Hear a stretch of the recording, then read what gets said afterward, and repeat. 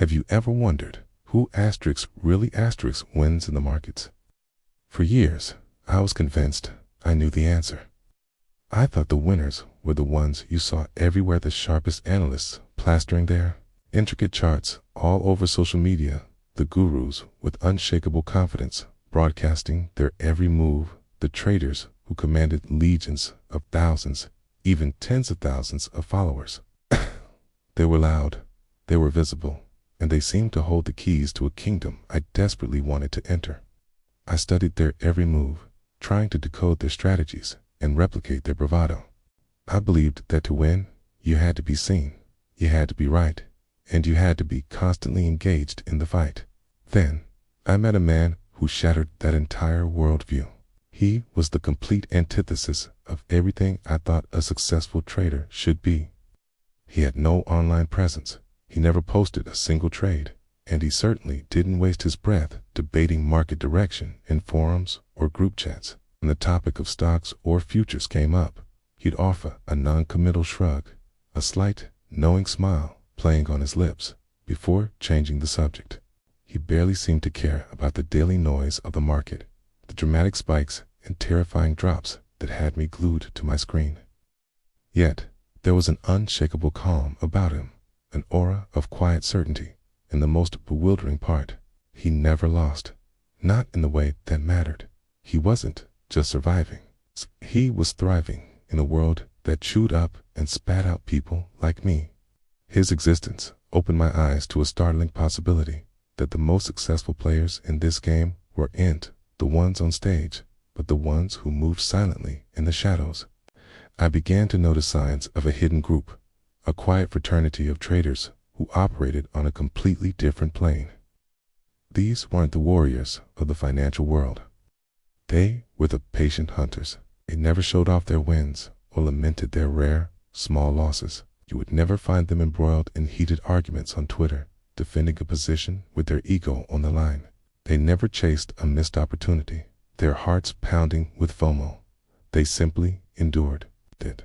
They survived the market's tantrums and thrived during its moments of chaos, year after year, decade after decade. Their longevity wasn't a fluke, it was a strategy. And the core of that strategy was a profound and liberating secret. They didn't need to be right. They didn't need to predict the future. They just needed to wait. They waited with the patience of a predator for the market to exhaust itself, for the crowd to become delirious, and for the entire system to reveal a moment of critical weakness. And only then, when the opportunity was as clear as a bell in a silent room, would they strike. Just once, with surgical precision. As I delved deeper into this hidden world, I started to piece together the common threads that bound these silent masters. I realized their success wasn't built on complex algorithms or secret indicators, but on a shared philosophy, a set of principles that ran counter to everything the mainstream trading world preached. Their first and most fundamental trait was a complete and total detachment from the concepts of being right or wrong. The average trader is locked in a constant, ego-driven battle to prove their analysis correct. Every winning trade is a hit of validation, every loss a personal failure. But these quiet traders couldn't care less. Their focus wasn't on predicting the next move, but on identifying the moments when the overwhelming majority, the herd, was collectively blind. They watched the market sentiment swell into euphoria or plunge into terror, knowing that at the peak of that emotion, the crowd was at its most vulnerable, its most irrational. That was their signal, the only one that mattered. This led to their second defining characteristic. They stayed utterly silent when everyone else was shouting. While the internet forums and social media feeds were ablaze with bold predictions, furious debates, and a cacophony of conflicting opinions, they were observing. They understood that noise was the enemy of clarity. The louder the market became, the more they withdrew into their quiet observation, listening not to the opinions of others, but to the market's own heartbeat. They knew that when everyone is screaming, no one is thinking, and that is precisely the environment where the greatest mistakes are made. Their silence wasn't a sign of ignorance, or inaction. It was their most powerful tool for perception.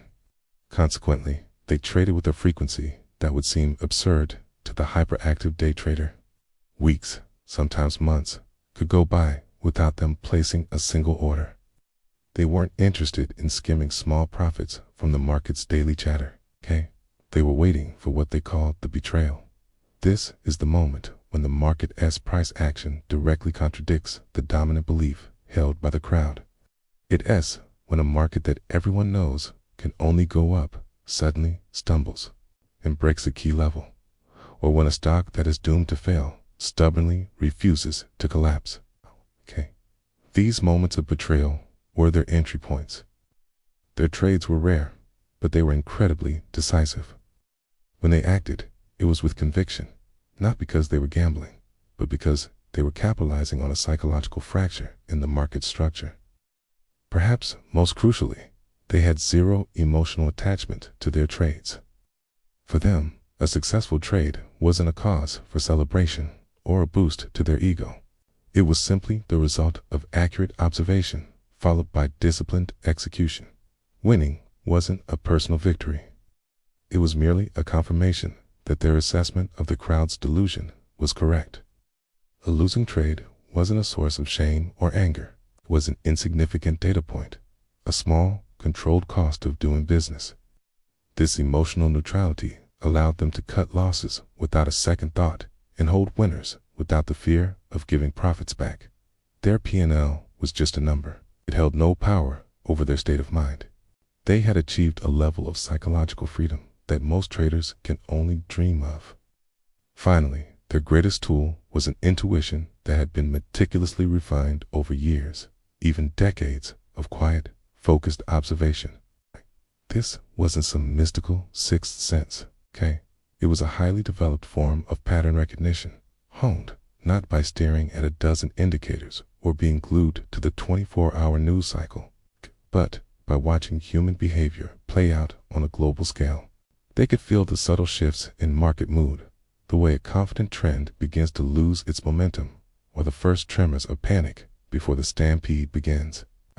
Their edge came from stillness, from countless hours spent watching, listening, and learning the rhythm of fear and greed. Okay? They didn't need to analyze the news. They were analyzing the reaction to the news. This was their alpha. This entire revelation landed on me like a ton of bricks. My whole approach had been wrong. The frantic energy I was expending, the constant chart watching, the endless scrolling through expert opinions, the desperate chase for the next magical signal, it was all just noise. I was so busy doing asterisks that I had forgotten to see asterisks.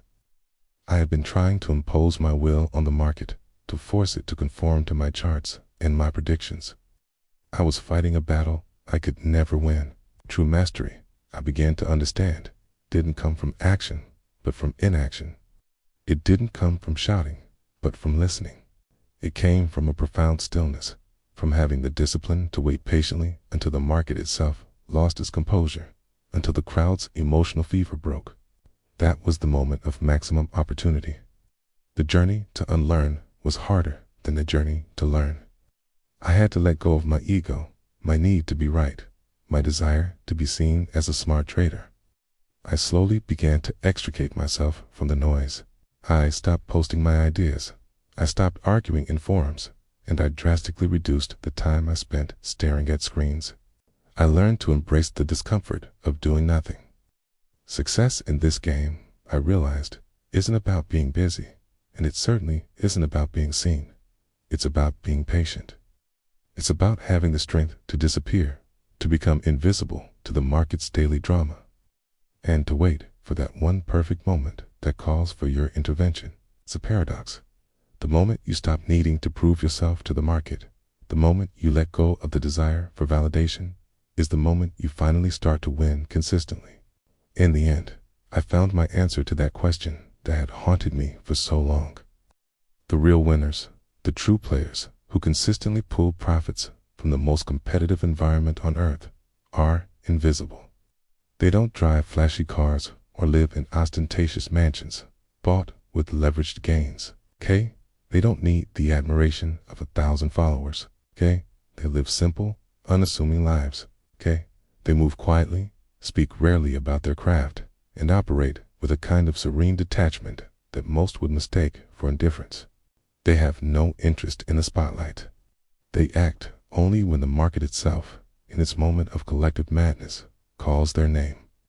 And then, just as quietly, they take their profit and melt back into the shadows, waiting for the next time the crowd loses its mind. They are the silent hunters, and the market is their jungle.